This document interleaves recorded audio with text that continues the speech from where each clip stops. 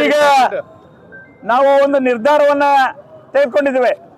ಸತ್ಯ ಪ್ರತಿಪಾದನಾ ಸತ್ಯಾಗ್ರಹ ಜನ ಆಂದೋಲನವಾಗಿ ಪಕ್ಷಾತೀತವಾಗಿ ಜಾತ್ಯತೀತವಾಗಿ ಧಾರವಾಡದ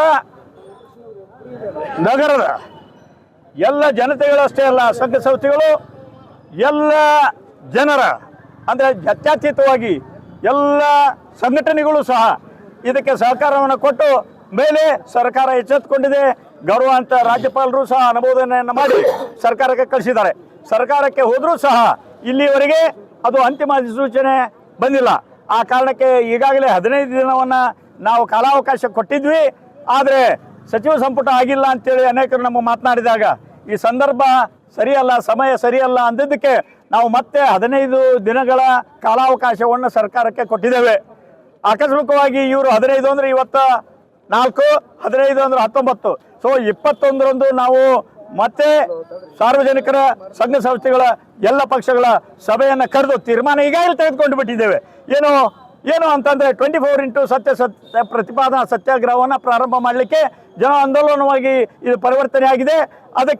ಅದನ್ನು ನಾವು ಪ್ರಾರಂಭ ಮಾಡ್ತೇವೆ ಅಂತೇಳಿ ಈ ಸಂದರ್ಭದಲ್ಲಿ ಸರ್ಕಾರಕ್ಕೆ ಮತ್ತೊಮ್ಮೆ ಎಚ್ಚರಿಕೆಯನ್ನು ಕೊಟ್ಟು 15 ದಿನ ಒಳಗಾಗಿ ಈ ವೇದಿಕೆಯ ಎಲ್ಲ ಸತ್ಯಾಗ್ರಹಗಳನ್ನು ಬೆಂಗಳೂರಿಗೆ ಕರೆದು ಮುಖ್ಯಮಂತ್ರಿಗಳು ಇರಬೇಕು, ಅಲ್ಲಿ ಸಚಿವರಾದ ಡಾಕ್ಟರ್ ಯತೀಂದ್ರ ಇರಬೇಕು, ಉನ್ನತ ಮಟ್ಟದ ಅಧಿಕಾರಿಗಳು ಇರಬೇಕು.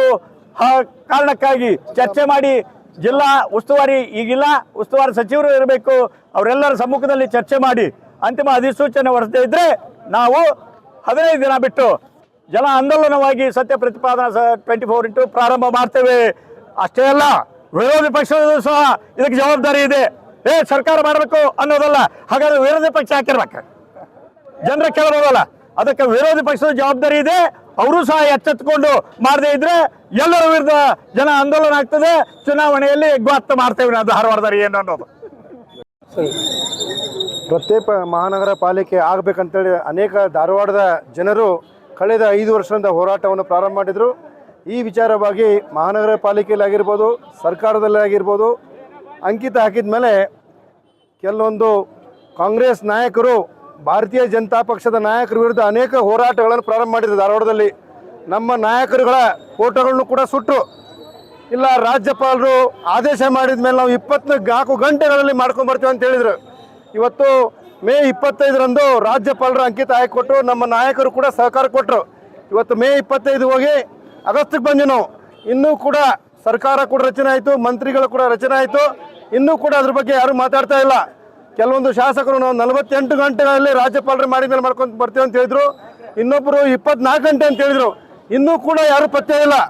ಬರುವಂಥ ದಿನಗಳಲ್ಲಿ ಕಾಂಗ್ರೆಸ್ ನಾಯಕರು ಸರ್ಕಾರ ರಚನೆ ಆಗಿದೆ, ತಕ್ಷಣ ಮಹಾನಗರ ಪಾಲಿಕೆ ಸಪ್ರೇಟ್ ಮಾಡಿಕೊಂಡು ಅಧಿಸೂಚನೆ ಹೊರಡಿಸಲಿಕ್ಕೆ ಕಾರ್ಯಪ್ರವೃತ್ತ ಆಗಬೇಕು. ಇಲ್ಲಂತಂದರೆ ಇಡೀ ಧಾರವಾಡ ಜನತೆ ತಕ್ಕ ಪಾಠವನ್ನು ಕಲಿಸ್ತಾರಂತ ಹೇಳ್ತೇನೆ. 15 ದಿವಸದೊಳಗಾಗಿ ಸರ್ಕಾರ ಅಂತಿಮ ಅಧಿಸೂಚನೆಯನ್ನು ಹೊರಡಿಸಬೇಕು. 2 ತಿಂಗಳಿಂದ ಇದು ಸರ್ಕಾರದ ಬಳಿ ಬಾಕಿ ಇದೆ. ಗವರ್ನರ್ ಕಡೆಯಿಂದ ಅನುಮೋದನೆಯಾಗಿ ಬಂದ ಮೇಲೆ ಸರ್ಕಾರ ಇನ್ನು ಮೇಲೆ ವಿಳಂಬ ಮಾಡಬಾರ್ದು. ಈಗ ಮಂತ್ರಿಮಂಡಲ ರಚನೆಯಾಗುವ ಸಲುವಾಗಿ ಸ್ವಲ್ಪ ವಿಳಂಬ ಆಗಿದೆ, ಆದರೆ ಇನ್ನು ಮೇಲೆ ವಿಳಂಬ ಆಗಬಾರ್ದು. ಸಾಧ್ಯವಾದಷ್ಟು ಆಗಸ್ಟ್ 15ರೊಳಗಾಗಿ ಅಂತಿಮ ಅಧಿಸೂಚನೆಯನ್ನು ಸರ್ಕಾರ ಹೊರಡಿಸಬೇಕು. ಈ ಕುರಿತು ಶೀಘ್ರ ಕ್ರಮ ತಗೋಬೇಕು.